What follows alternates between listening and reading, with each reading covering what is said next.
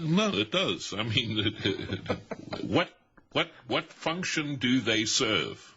What, the Republican Party or conservatives? Well, conservatives in general. Okay, now let's explore this for a second, Mr. Noel. Are you saying conservatives are worthless and liberals are good? See how I jumped ship on that one? I'm saying both are worthless, but conservatives are more worthless than liberals. Because there's nothing left to conserve. Yeah, because, what have they done? Nothing. We thought back in the 90s, if we gave them a little bit of power, that they would achieve, obviously, conservative values, as they promised in the contract with America, abolish the Department of Education, abolish the Energy Department, small government, less taxes. As soon as they got into power, they didn't do anything. I mean, they should have been fired right there and then. But we kept them around for a decade too long. Well, and look where we ended up. Well, Robbie, people they're delusionary.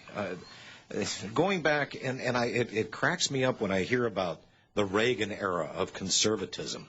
Here was a guy, old Ronnie, here was a guy that went to war with Russia in a Cold War, spent us into oblivion, did a PSYOPS, it wasn't even real, the SDI, Strategic Defense Initiative, spent a whole lot of money, cut taxes, or so he claimed. But if you look at the books overall, there was no tax cut. There were tax increases. Oh, sure. I mean, look what he did with the 1986 Tax Reform Act. He bankrupted 10 million millionaires. I mean, he was a nice guy. Well, yeah. But he wasn't a god. I knew him very well. I was on his speakers bureau. Yeah, he was a nice guy. He was a nice guy, but Sean Hannity and Rush Limbaugh elevated him to Gandhi status. You Rhodesians, the way you talk, Gandhi or Gundy? No, Gumby. No, Gumby. Gumby. 800-313-9443 if you have more serious material for this show. Folks, it's getting just so crazy.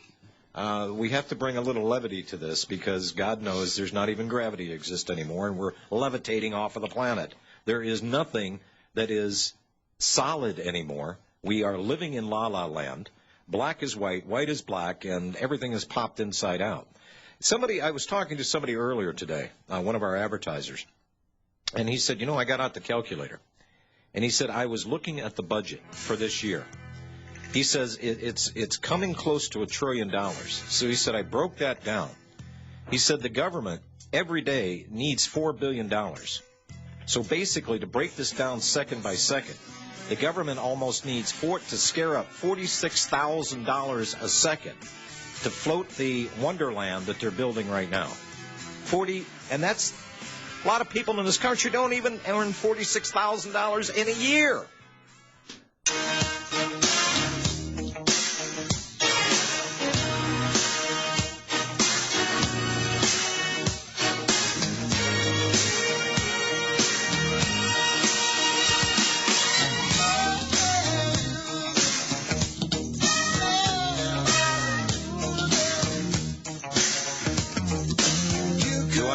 Piece of music here that Robbie hasn't had as a bumper on his program.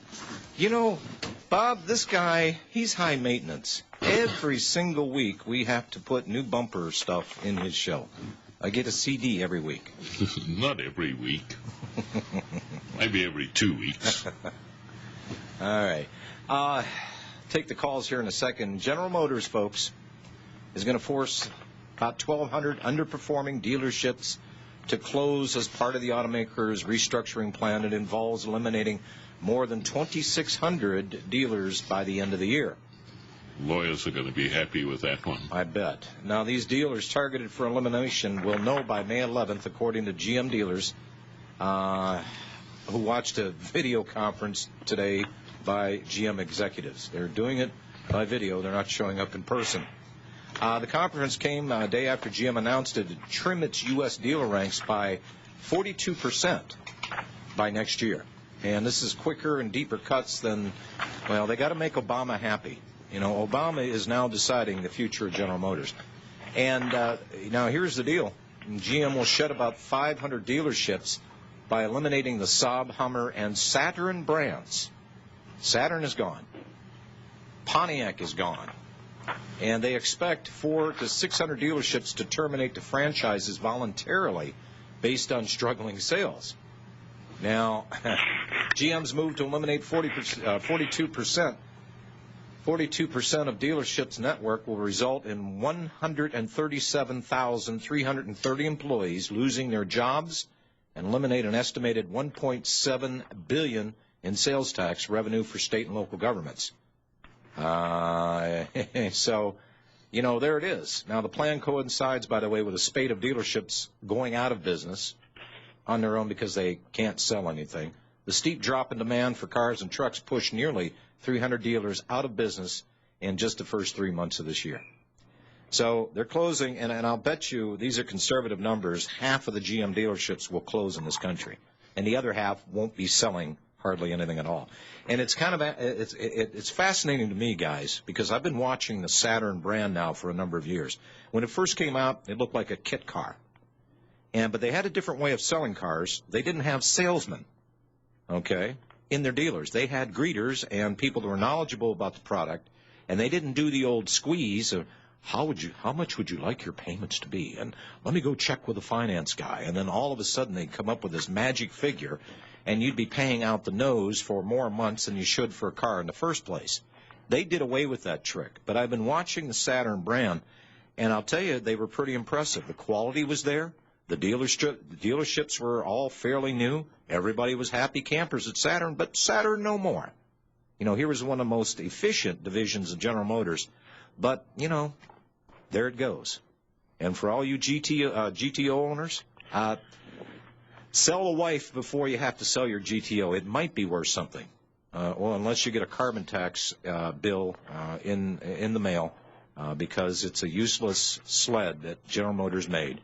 And remember, the GTO was the original muscle car in 1964 when they dropped the 389 in a Pontiac Le Mans. I wonder what's going to happen to NASCAR. We'll have, Ford and Toyota? Well, no, we'll have battery cars out there. Battery cars. Yeah, it'll be the race. I'm just wondering what the market is in used wives. I'm going to get calls on this, I know. Dave in Arizona. Hello, Dave. Hi, Dave. Great to speak to you guys. What's on your mind? Just watching the TV, it's like it doesn't matter what channel you put on, even if you watch the investment channels or whatever, they're talking about the bird flu. And I guess the bird flu, it not only affects people, but it affects gold and silver and oil and everything else. And yes. Yeah. Do you guys think this thing's like a dry run or something? There's a lot of possibilities, and I hear a lot of people in the alternative coming up with alternative explanations. I think it's a lot of bunk myself. I think when you take a weakened economy the way we are right now, and you add another little fear factor in there, I think it's just bad. It's just a bad move, and it affects people psychologically. But hey, like I said, when I see 500,000 people drop dead of this flu, I'll start to think that it's real. But I just think it's a worldwide hype. When you see the international bankers getting on the hype, there's something rotten in Denmark. I got a great story on eaglesup.com entitled "Swine Flew Over Cuckoo Markets," which pretty much says the same thing. Is that bird flew over the cuckoo's nest? No, swine flew over the cuckoo markets. Okay. I mean, even today, the sell-off in gold and metals in general, the excuse was people need to raise cash in case of being laid off. Why? Because of the economic downturn, because of swine flu? Yeah, it's ridiculous, and they hammered pork belly futures and pork products. As a matter of fact, for dinner tonight, I'm going out and I'm having I'm going to have 2 slabs of baby back ribs somewhere. Oh. Well, I had a pork roast last night. So there you go. I'm going to have pork rinds right now during the break. Take care, guys. Thank you, Dave. Puerco. 800-313-9443. We'll take your calls this afternoon. More news, information coming at you. Stay tuned.